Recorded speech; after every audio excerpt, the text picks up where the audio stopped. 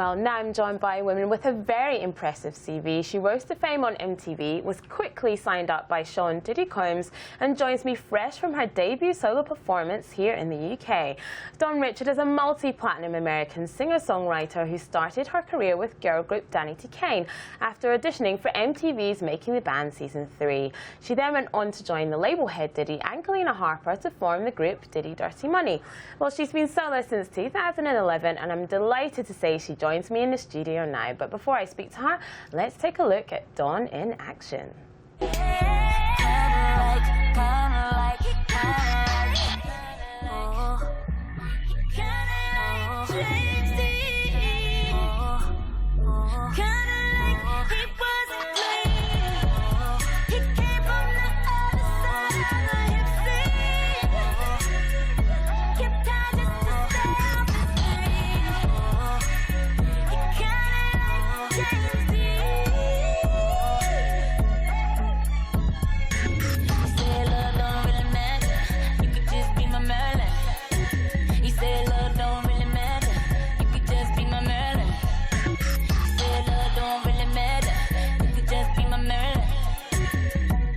Dawn, thanks so much for coming in Thanks today. for having me. So last night you had your debut UK performance at Jazz Cafe, an iconic venue. Yes. How was it? Tell me about it. It was amazing. I think my expectation was, I was like, I don't know if anybody will, come, because we haven't ever been here. I've been here with groups, but never as a solo artist. And then my fans have been buying my music without even seeing or hearing me in the flesh. So I didn't know what to expect, and I got such great love. We pretty much sold out by the time I got on stage. So thank you to the London fans for giving me the love. And it wasn't even just UK fans, it was Australia, Iceland. So it was a lot of love that I'm very humbly thankful for. Yeah. So the last time you were here, I actually saw you perform in a London club with Diddy-Dirty Money. How does it compare performing with the band? And obviously you've got Sean's on stage with you, and he's quite a huge presence. How does that compare with just you on stage? I think it's more intimate. I think it's less hoopla, less circus, less clouds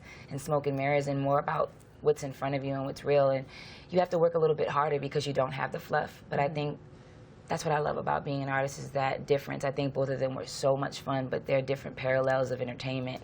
And I like to be challenged to do both, and it's exciting to be able to do that with him and then come to something like a Jazz Cafe and touch and hug the fans one by one and really get to know them and let them get to know me, Yeah, brilliant. So let's go right back to the beginning. Yes. Tell me about being on Making the Band on MTV. It was a huge show. I loved it. So crazy. Basically, cameras follow you even when you don't want them to follow you. Into the bathroom, and you look your worst, they're there. They're there.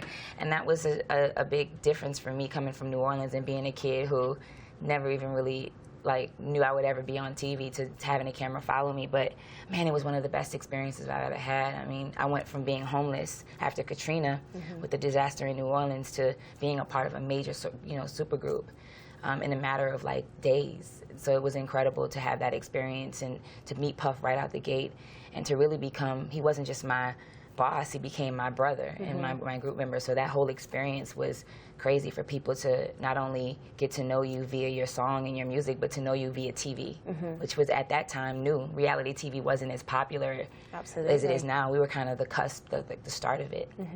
So as you said, you're one of the founding members of Diddy-Dirty Money. What was it like being in that band? Amazing. I mean, honestly, we had access to everything. And when you have access to all the toys, I mean, you play like a crazy person. And that's what we did. Musically, we had Swiss Beats, Kanye West, Jay-Z, Chris Brown, T.I., Nicki Minaj, all the best writers, Rico Love, Fauntleroy, Esther Dean. We had all these great people really behind us. And when you have that much power behind you, you cannot help but make great music. So that was a really great time, because we traveled from, like you said, the UK to Paris, Scotland, and we just 50,000 people just rocking, or 10,000 people rocking. It was just, man, an experience that I always take with me, But you're not with the band now. What happened? We have to ask. Puff, ask Puff. He just, I think he had a vision for us, and I think, the time ran its course. We loved it.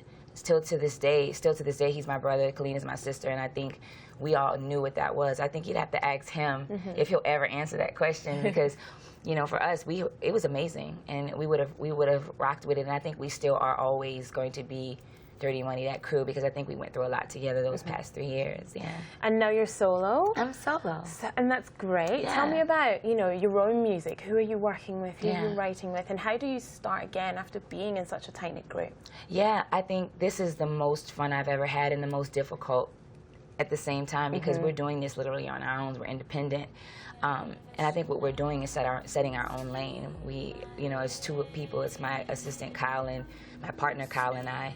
And literally we do everything. And what we've managed to do is release 4 projects, all hitting #1 on iTunes, charting here in the States and in the UK. And releasing 7 visuals this album, and both the albums being critically acclaimed. We've got some really great reviews from The Guardian, Pitchfork, you know, giving us a lot of love when it's just us. So it's really exciting to be able to go from something like Puff and being in a supergroup, which is mainstream and pop culture, to being accepted by underground and indie labels and indie artists and saying, you know, this is the real deal. So it's been a great experience to have a broad, you know, spectrum of music, going from mainstream to underground. And I think that's what's the most exciting, is this is a new territory for me, and people are accepting it and following it, and it's thriving.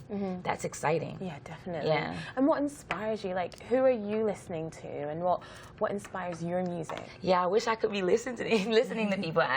It's hard because I'm doing a trilogy. So Golden Heart was the first album, and then Black Heart was the second when it came out January 15th. It's out now on iTunes. You can get it. And then the third one is coming out soon. So I've been listening to nothing but world music, a lot of second line music, to try to find the cadence and drums and to really make this next album stand alone, how Golden Heart and Black Heart did. So right now it's just a lot of sounds and a lot of me and Kyle going back and forth on why we like our favorite song. And, you know, because we fight all the time about what we think the best song is. So that's really what's been going on now. Yeah. And what can we expect next? More touring, more gigging, back in the UK? Back in the UK. I'm stalking you guys. It's over. I am official. I'm going to live here. It's official. Yeah, more touring. I'm actually going back to the States to perform at MoMA, which is a museum institution in New York, which is big.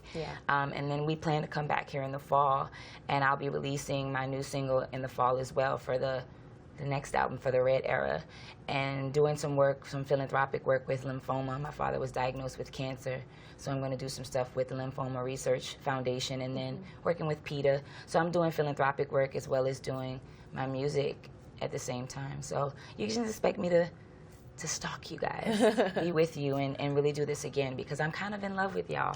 I'm in love with you too. Good. That's a good thing. Dawn Richard, thank you so much. Thanks for having me. Thank you. Yeah.